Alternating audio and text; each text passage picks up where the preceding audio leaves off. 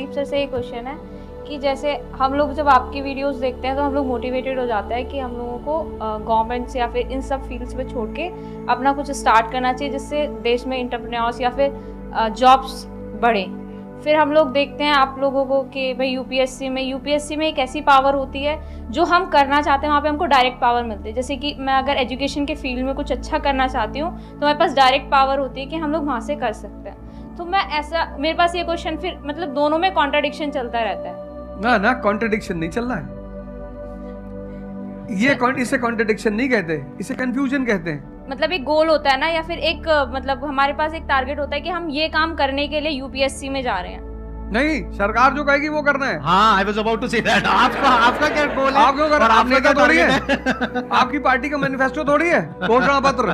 आप एक राजपत्रित अधिकारी हैं, गेजेटेड ऑफिसर। आपका जो मिनिस्टर होगा फोन मिलेगा, मैडम जी हाँ ये कस्तूरबा गांधी प्लान में अभी तक कितना काम हुआ? जी sir, I give the review in the evening sir. Okay thank you ठीक है मैडम, बाय, खत्म। सो आपका कहने का मतलब है कि जो सिविल सर्वेंट बनते हैं या आईएएस ऑफिसर बनते हैं उनके पास कोई पावर नहीं होती? पावर होती है जब तक जनता अपनी पावर नहीं समझती। आज की डेट में इस देश में पावरफुल कौन है? जनता। We the people of India solemnly resolve. Yes sir. ये जनता बेचारी पावर जानती है तो डीएम का ऑफिस में चले जाते हुजूर। किसको बेचारे को पता है? नेता देखा, मेंबर ऑफ पार्लियामेंट देखा, पैर छू लिए। तेरे फूफा है? नहीं भैया नहीं भैया सांसद जी हैं। सांसद जी हैं तो क्यों पैर छू रहा है? तो पावर इस असलियत में इस देश की जनता के पास है। क्योंकि वो जानती नहीं है इसलिए तुमको इनके पास इनको काम करने का अधिकार है। ये है the right to work, the right to implement. लेकिन चूंकि जनता अपने अधिकार को नहीं जानती तो तुम्हें दूर से दिखाई पड़ता है कि यार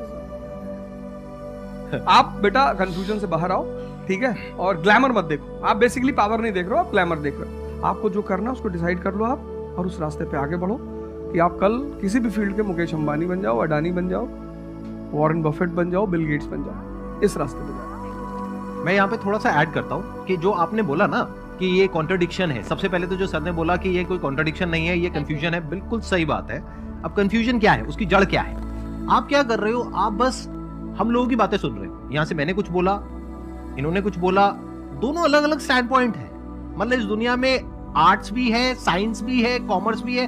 अब आप कहोगे अब तीनों में कॉन्ट्रडिक्शन है। अरे कॉन्ट्रडिक्शन नहीं है, अलग अलग लोगों के लिए अलग अलग स्ट्रीम्स है। डिपेंड्स अपॉन कि आपकी प्रेफरेंस क्या है, आपकी प्रायोरिटीज क्या है। तो आपको तीन चीजें देखनी पड़ेगी, एक अपना पास्ट, अपना प्रेजेंट और अपना फ्यूचर। कि पास्ट में आपने कैसा परफॉर्म किया है। अगर आप पढ़ाई में बहुत अच्छे रहे हो तो आपको क्लियर नजर आएगा कि अच्छा मुझे पढ़ाई से रिलेटेड कुछ करना है, तो वहां से रास्ता क्लियर हो जाता है। बट अगर आपके दिमाग में 24 घंटे बिजनेस आइडियाज घूमते रहते हैं, जहां भी जाते हो वहां पे गोलगप्पे खा रहे होते हो, आपके दिमाग में चल रहा होता है अबे इतने पैसे ले लिए, उसमें से इतने का गोलगप्पा, इतने का पानी है, पानी तो इतना फ्री होता है, मेरे से लिया 20 रुपए, ये तो 5 रुपए का काम है, तो 15 रुपए इसके पास में गए, कितने लोगों ने एक दिन में खा लिए, इतने पैसे कमा लिए, व्हाटएवर। अगर इस तरह का आपका माइंडसेट है तो वहां पे एंटरप्रेन्योरशिप, स्टार्टअप, इन सब चीजों का बेनिफिट है।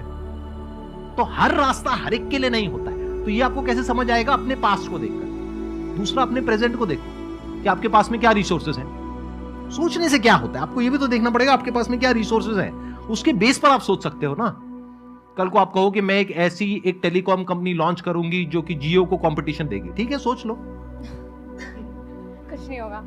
क्या है पीछे, बैकग्राउंड क्या है, आपके पास में क्या रिसोर्सेज है, how are you going to compete. तो आप फालतू में कुछ भी सोच रहे हो ना। तो यहाँ पे कॉन्ट्रडिक्शन क्या है, कंफ्यूजन क्या है? कुछ भी नहीं। तो जब आपके रिसोर्सेज ही आपको अलाउ नहीं कर रहे वो करने के लिए, तो सोच क्यों रहे हो? तीसरा, फ्यूचर में आप अपने लिए कैसी लाइफ चाहते हो? जैसे सर ने कहा कि पावर नहीं मिलती है वहां पे सर्व करना होता है। इस गलतफहमी से बाहर आ जाओ कि वहां पे पावर मिल जाएगी। पावर तो पूरी की पूरी एक हिरार्की है, जिस हिरार्की में टॉप पर पब्लिक बैठी है एक्चुअल में, वो हमें पता ही नहीं है। हमारे हाथ में पावर है, किसको वोट करना है, किसको पावर में लेकर के आना है। फिर उनकी पावर के अकॉर्डिंग आगे पावर का डिस्ट्रीब्यूशन होता है, पॉलिसीज का डिस्ट्रीब्यूशन होता है, फिर उसको इंप्लीमेंट करना होता है। तो आपको देखना है कि आपको एग्जैक्टली लाइफ में चाहिए क्या है।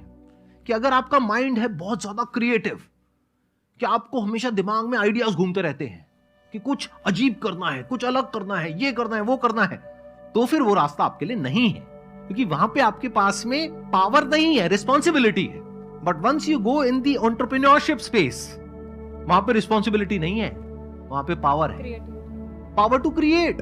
अब आपको देखना है कि एट द एज ऑफ 42, 48 आप किसके जैसा बनना चाहते हो। अगर एक टीचर बनना चाहते हो तो ये रास्ता है। उसके अलावा जिन्होंने यूपीएससी को क्रैक किया है उन लोगों को आप लाइफस्टाइल देख सकते हो। वैसे बनना चाहते हो, बहुत बढ़िया। मेरे जैसा बनना चाहते हो, बहुत बढ़िया। किसी और के जैसा बनना चाहते हो, बहुत बढ़िया। बट किस बेस पर? अपनी पर्सनालिटी को देखो ना, क्या लाइन हो रहा है।